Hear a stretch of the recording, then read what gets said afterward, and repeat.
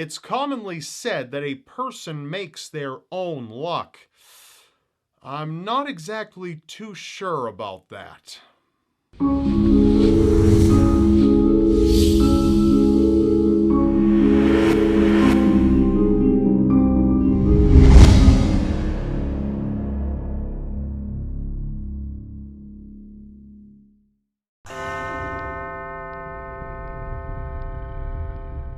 Being aboard the Titanic during its maiden voyage, I'd have to say you'd be considered pretty unlucky to be in that position. But for Violet Jessup, an ocean liner stewardess, this would only be one of many tragedies to plague her career.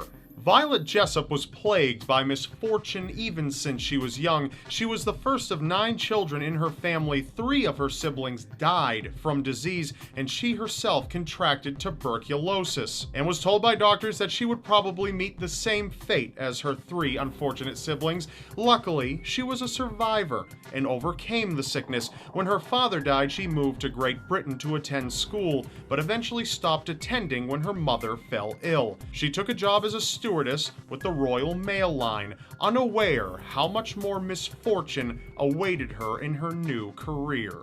In 1911, Violet took a position on one of the world's largest ships. It was called the Olympic. A sister ship to the Titanic and the Britannic, the RMS Olympic was the lead ship of Olympic-class liners for White Star Line, a prominent British shipping company. On September 20th of 1911, the Olympic collided with the HMS Hawk, a protected cruiser, causing substantial damage to the Hawk and crippling the Olympic.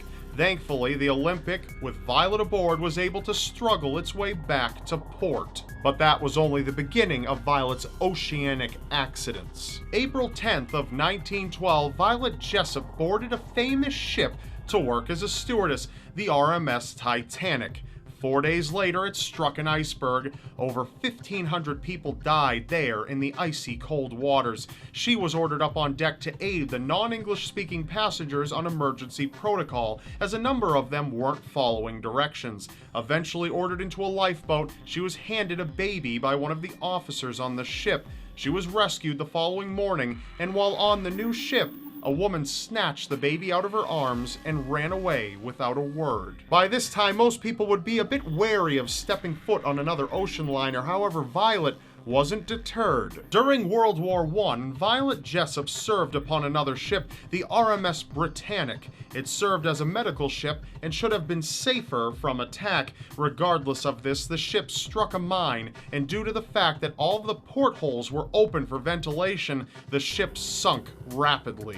Violet boarded a lifeboat until she realized that it was quickly being sucked underwater and into the Britannic's propellers. She jumped from the boat, but was sucked underwater anyway, smashing her head on the keel of the ship. She surfaced and was rescued, and had survived yet another ocean tragedy. She was so familiar with this type of disaster at the time, she had even taken extra time to grab her toothbrush before she evacuated the ship, claiming that not having one after the Titanic sunk made the experience all that much worse. Years after Violet had retired, she received a mysterious phone call. The person on the other line asked her if she had rescued a baby aboard the Titanic. She said she had, and the person said, "I am that baby," before they hung up and never made contact again. Violet Jessup died in 1971 due to congestive heart failure at the age of 84.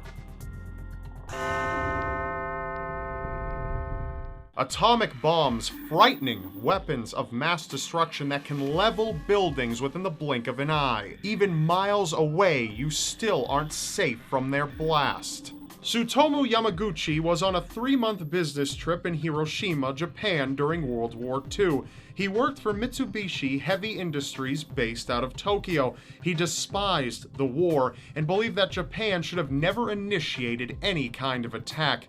The war was beating down Japanese industries, and at one point, Yamaguchi considered taking his own life and the lives of his family through overdoses of sleeping pills to avoid living under such terrible conditions. weapons. But Yamaguchi continued his work. On August 6, 1945, Yamaguchi was preparing to leave the city. Unfortunately, Yamaguchi realized on his way to the station that he had forgotten a stamp which allowed him to travel at his workplace. So he had to go back and get it. On his way off a tram, shortly before making his way to depart, he looked up and noticed a plane in the sky. The plane was the Enola Gay, and it was dropping Little Boy, an atomic bomb, less than 2 miles from Yamaguchi's location. He witnessed a great flash of light and was blown back. His eardrums were blown out, his eyes temporarily blinded, and the upper left part of his body was severely burned. After recovering, he managed to crawl himself to a shelter where he received care. He spent the night in an air raid shelter and the following day returned to his home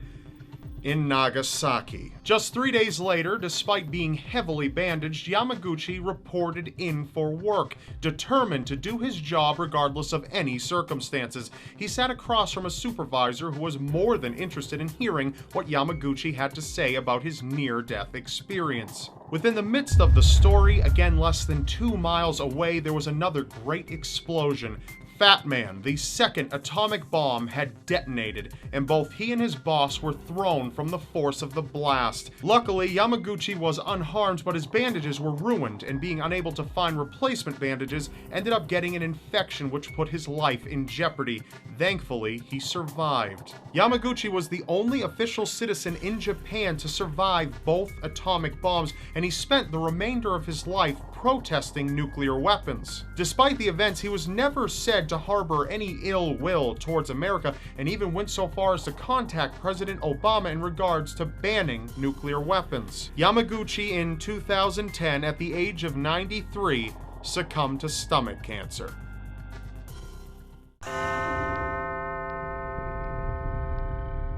Thunderstorms can inspire fear in some and excitement in others, but for Roy Sullivan, it was only dread, and for very good reason. Roy took a job as a park ranger in Virginia in 1936. Little did he know the misfortune that awaited him, despite living a fairly normal life before this. He would come to be seen as somewhat of a freak, a walking hazard even. In 1942, while working, a huge thunderstorm rolled in. He took refuge in a fire lookout tower, which was just built and hadn't been given a lightning rod yet. Lightning continuously struck the structure, and Roy described the chaos inside, claiming that fire was jumping all over the place. He fled the tower, and just a few feet outside was struck by a bolt of lightning that seared his leg and burned a hole right through his shoe. Being struck by lightning is a very rare event. For an average person, the chances are 1 in 3,000. But Roy wasn't so lucky to only be struck one time. Between 1942 and 1977, he was struck 6 more times. The second time in 1969, the lightning bounced off of a tree and fired through the window of his truck, burning off almost all of his hair on his head.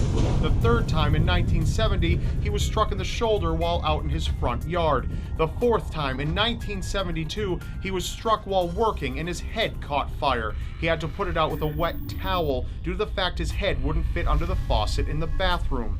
The fifth time in 1973, he saw a storm cloud approaching, drove away from it as quickly as he could, and once he felt he had outrun it, stepped out of his truck only to be struck soon after, again scorching his head before traveling through his legs. The next time, in 1976, he attempted again to run from a storm cloud, but was struck anyway. And the final time, in 1977, he was fishing and was struck yet again. A bear approached shortly after to add insult to injury to try to steal the fish off his line. Having had enough, he beat the bear with a tree branch and took back his fish. Roy was a freak of nature and was commonly referred to as a human lightning rod. But he wasn't the only one impacted by the lightning's odd sense of humor. One day, while hanging laundry up on the line outside his home, lightning struck again. But this time it struck his wife. He managed to get away unharmed. Roy had earned himself a reputation that kept people from conversing with him